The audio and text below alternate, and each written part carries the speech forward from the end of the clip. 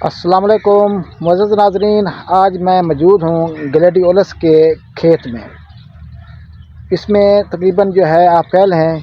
کہ گوڈی کا عمل وہ جاری ہے،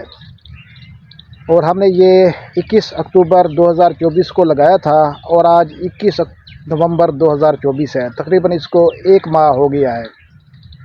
تو جب یہ تقریباً ہو جاتا ہے 15 انچ کا، تو پھر اس کو گوڈی کرنا ضروری ہوتا ہے، تاکہ جو جڑی بوٹیاں ہیں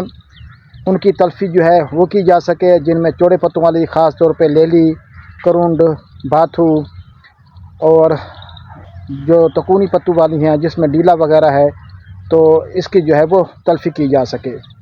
گوڈی کرنے سے کیا فائدہ ہوتا ہے کہ جو اضافی نمی ہوتی ہے وہ خشک ہو جاتی ہے، اور جو گلیڈیولس ہوتا ہے اس کو فوزیریم ویلٹ اور بلب راٹ کی ڈیزیزز وہ نہیں لگتی، اور دوسرا روٹس کی جو افزائش ہے وہ بڑے اچھے طریقے سے ہوتی ہے، اور تیسرا جڑی بوٹیاں وہ ختم ہو جاتی ہیں، اور پودا وہ اچھی گروتھ لیتا ہے، کیونکہ سن لائٹ زمین کے اوپر پڑتی ہے تو روٹ کا جو ٹمپریچر ہوتا ہے وہ بھی بڑھ جاتا ہے۔ اور اس کے بعد پھر اس کو ہم مٹی لگائیں گے، جس کو ارتھنگ آپ کہتے ہیں، تاکہ گلیڈیولس جب یہ بڑا ہو جائے گا تو اس کی سٹیک اس کے وزن سے یہ لاجنگ نہیں کرے گا، یہ زمین کے اوپر نہیں گرے گا۔ تو اس کے بعد اس کو ڈی اے پی اور ساتھ میں اس کو پوٹاشیم وہ ڈالیں گے۔ زمین ہماری اچھی ہے، اور جو زمینیں وہ تھوڑی پرابلمٹک ہیں، تو وہاں پہ نائٹروفاس وغیرہ کا وہ آپ لوگ استعمال کر سکتے ہیں۔ تو اس کے بعد پھر اس کو اچھی طرح خشک ہونے دیں گے۔ جب زمین اچھی طرح خشک ہو جائے گی تو پھر اس کو وہ مٹی لگا دیں گے، اور امید ہے کہ اس کی ایک گوڈی ہمیں اور کرنی پڑے گی، کیونکہ جو لیلی ہے وہ دوبارہ سپروٹ وہ کر آتی ہے۔ تو اگر آپ گوڈی کریں گے تو انشاءاللہ آپ کے جو گلیڈیولس ہے اس کو آپ مٹی لگا سکیں گے، اور جڑی بوٹیاں وہ بیماریوں کا، کیڑوں کا ماجگاہ بنتی ہیں، اور دوسرا جو سن لائٹ ہے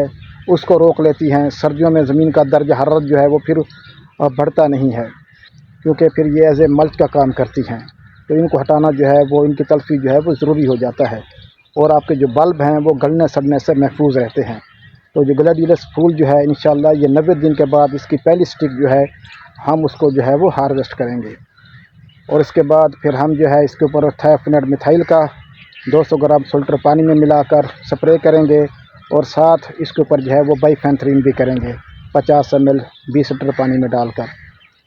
اور جب اس کو پانی لگائیں گے تو پھر اس کے اندر